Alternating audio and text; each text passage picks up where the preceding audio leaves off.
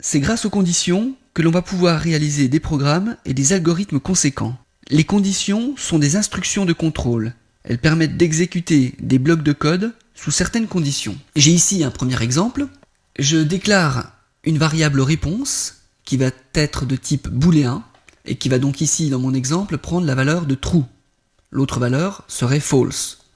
True étant vrai, false, faux. Ensuite, je vais tester la valeur de réponse.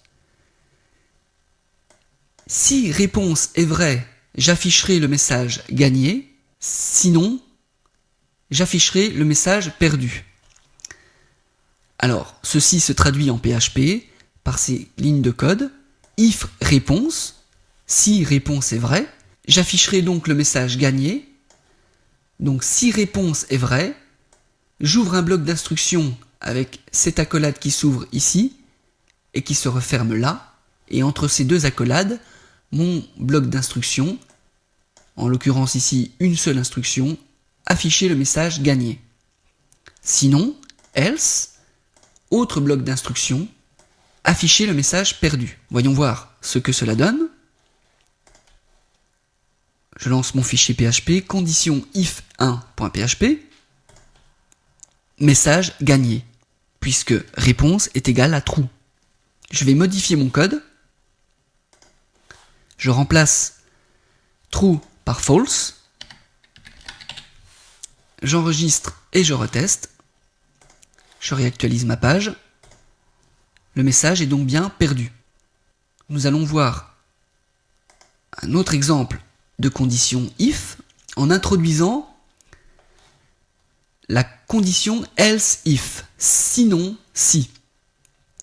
Alors dans cet exemple, je vais tester l'âge d'une personne. On va supposer ici une variable âge qui va prendre une certaine valeur. Alors bien évidemment dans mes exemples, les variables sont affectées, comme l'on dit, en dur, c'est-à-dire directement dans le code, mais l'on pourrait imaginer que cette variable âge prenne une valeur qui soit enregistrée dans une base de données ou qui provienne d'un formulaire, comme nous le verrons plus tard. Donc je vais tester l'âge d'une personne, et si l'âge est inférieur à 14, j'afficherai un message qui dira « vous êtes un enfant ».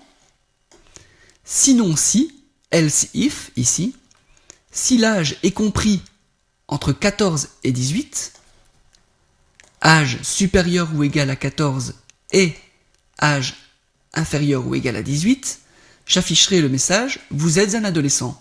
Sinon, ce qui veut donc dire âge strictement plus grand que 18, vous êtes un adulte.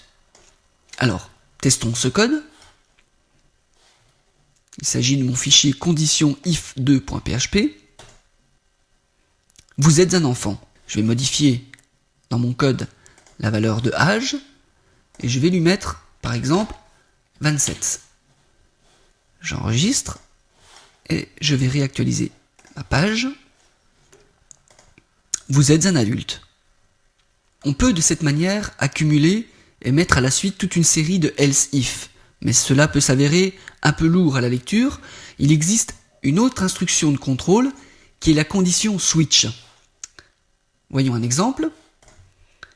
Ici, dans ce code, je crée une variable jour en pour jour anglais qui va prendre pour valeur le jour de la semaine actuelle mais en anglais grâce à cette fonction PHP date avec le paramètre L qui va retourner donc le jour de la semaine en anglais. Je vais tester ensuite la valeur de la variable jour en et en fonction de sa valeur, je vais créer une variable jour fr qui sera affectée du jour actuel en français. Alors, je vais faire ce test grâce à l'instruction switch, comme vous pouvez le voir ici.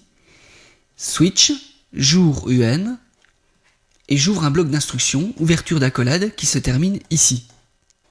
Puis, toute une série d'instructions case qui vont tester les cas de valeur de la variable jour en. Monday, Tuesday, etc. Vous remarquerez que pour l'instruction case, il n'y a pas d'accolade, mais 2 points. Chaque instruction case se termine par une instruction break qui va permettre de sortir de l'instruction switch. Alors le switch a l'intérêt d'être beaucoup plus lisible que le if. et également beaucoup plus rapide à exécuter pour l'interpréteur PHP. Voilà, donc dans cette instruction, je teste la valeur de la variable jour-en, je crée en fonction ma variable jour-fr, et ensuite j'affiche un message ici. Aujourd'hui nous sommes avec la variable jour-fr. Voyons voir ce que cela donne. Condition switch.php. Aujourd'hui, nous sommes vendredi.